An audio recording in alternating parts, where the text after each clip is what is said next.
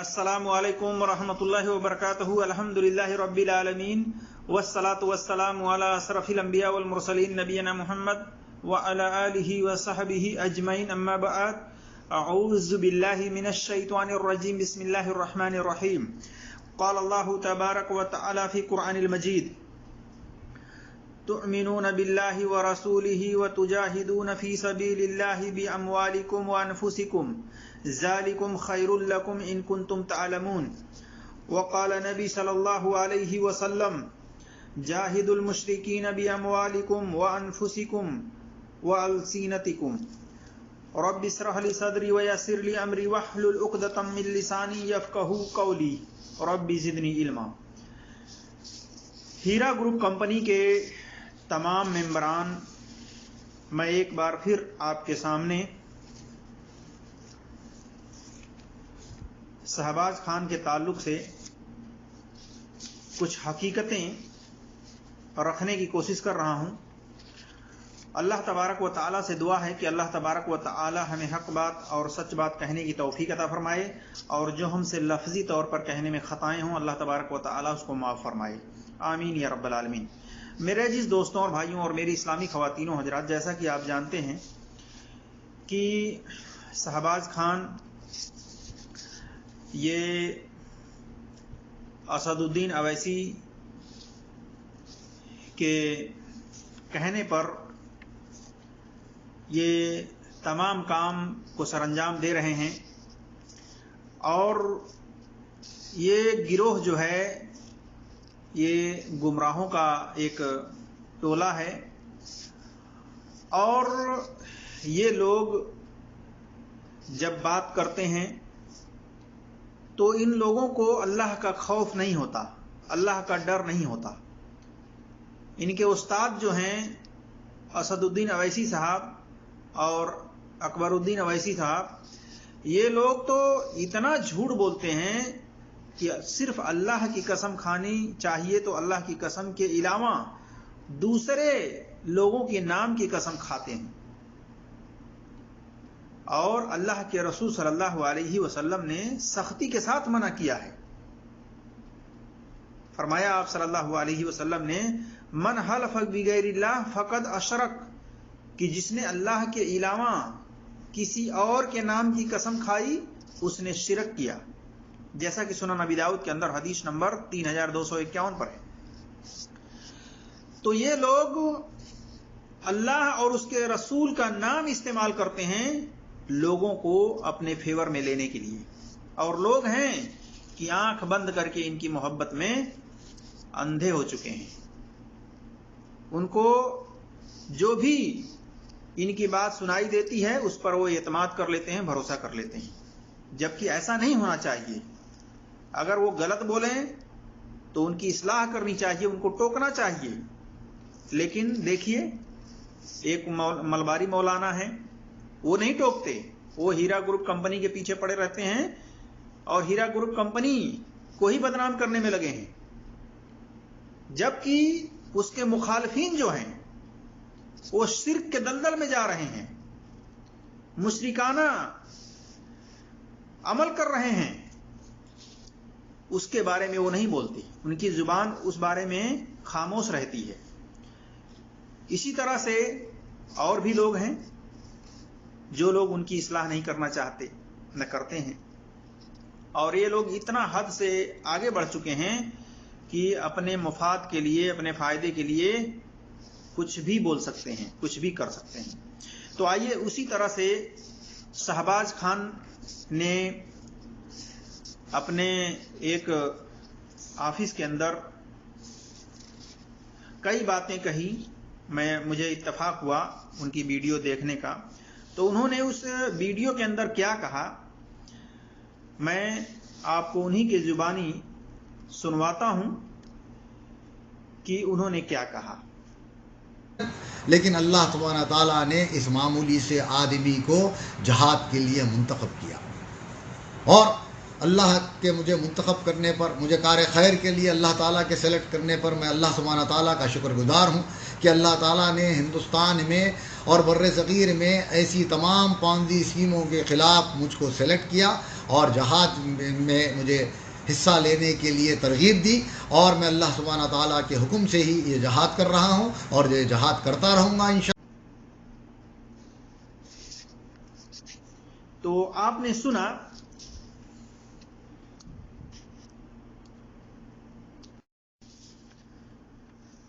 شہباز خان نے کہا کہ اللہ نے مجھے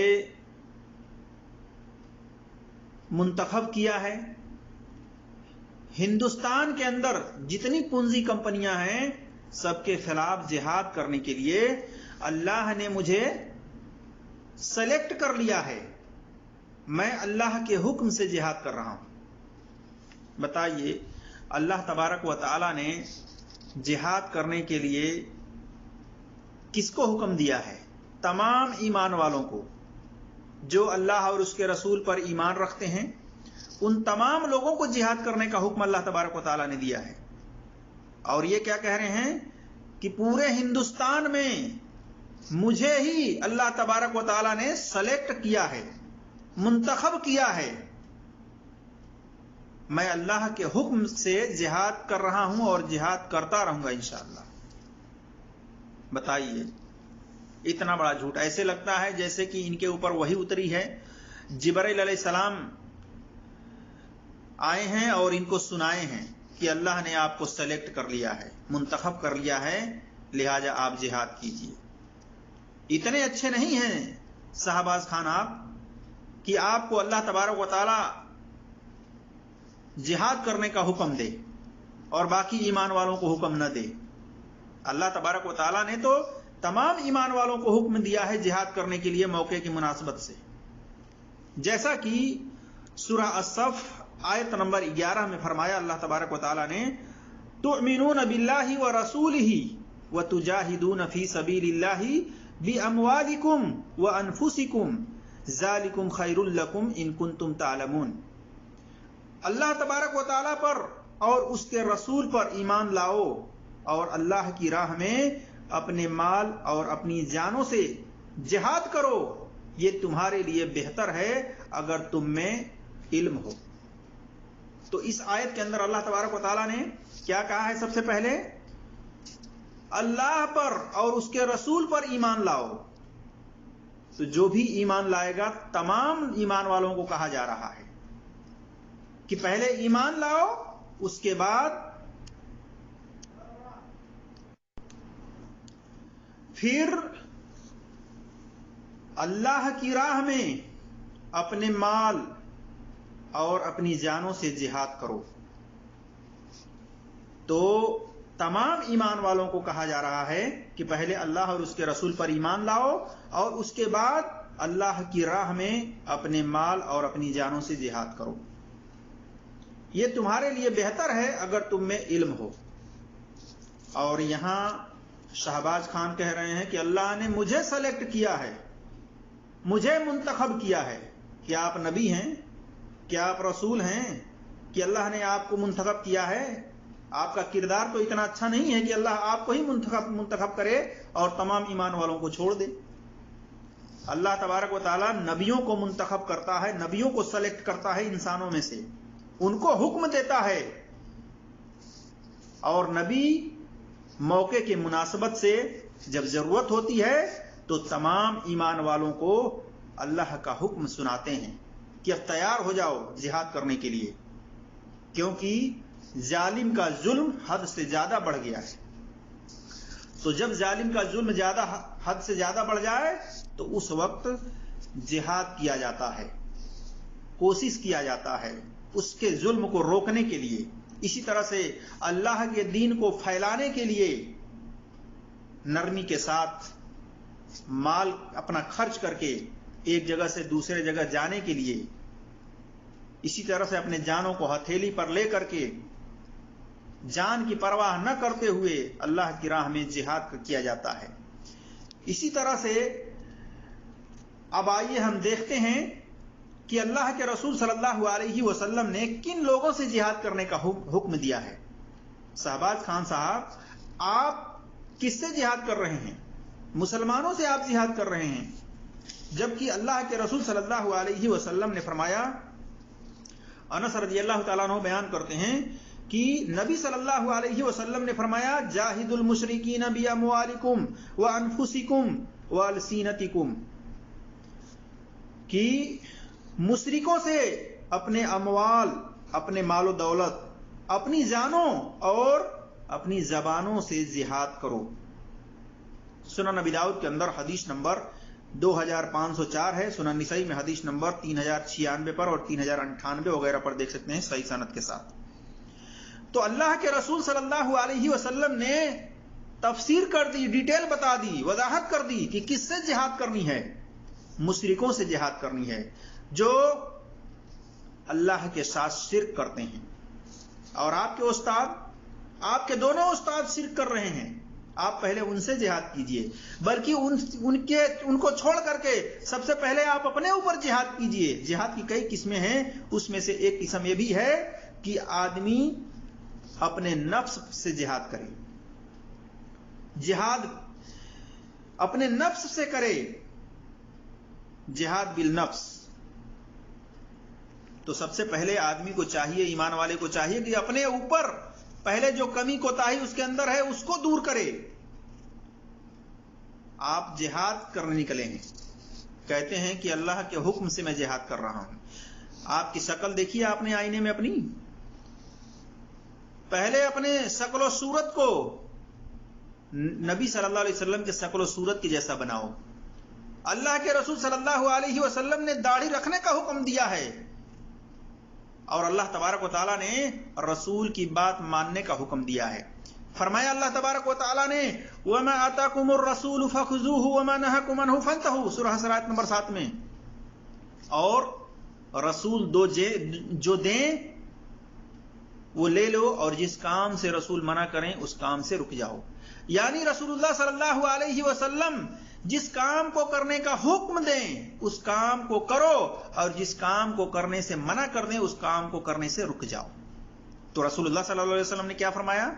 امرنی ربی، میرے رب کا حکم ہے کہ میں داڑھیوں کو بڑھاؤں اور مونچھوں کو پست کروں، اور آپ بندروں کی طرح شکل بنائے ہوئے ہیں، غیر مسلموں کی نقالی میں شکل بنائے ہوئے ہیں،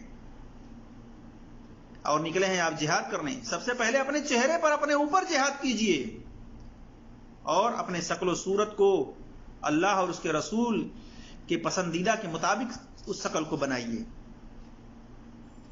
اللہ کے رسول صلی اللہ علیہ وسلم نے اس شکل کو دیکھنا پسند نہیں کیا جس شکل کے اوپر داڑھی نہیں تھی، اس لیے آپ اپنے اوپر پہلے جہاد کریں۔ دوسری بات کہ اللہ کے رسول صلی اللہ علیہ وسلم نے فرمایا اپنے مالوں کے ذریعے اور اپنے زبان سے، اپنی جان سے جہاد کرو۔ تو شہباز خان، آپ جہاد کے معنی مفہوم کو سمجھتے نہیں ہیں، نکلے ہیں آپ جہاد کرنے، اور کس سے آپ جہاد کر رہے ہیں؟ مسلمان سے جہاد کر رہے ہیں۔ اللہ تبارک و تعالیٰ نے کہیں حکم نہیں دیا ہے کہ اے ایمان والو، اے مسلمانوں، تم دوسرے مسلمانوں سے جہاد کرو۔ اللہ کے رسول صلی اللہ علیہ وسلم نے کہیں نہیں فرمایا ہے کہ مسلمانوں تم دوسرے مسلمانوں سے جہاد کرو، بلکہ سختی کے ساتھ منع کیا ہے کہ تم میں سے کوئی ایک دوسرے کی گردنیں نہ مارنے لگے میرے بعد۔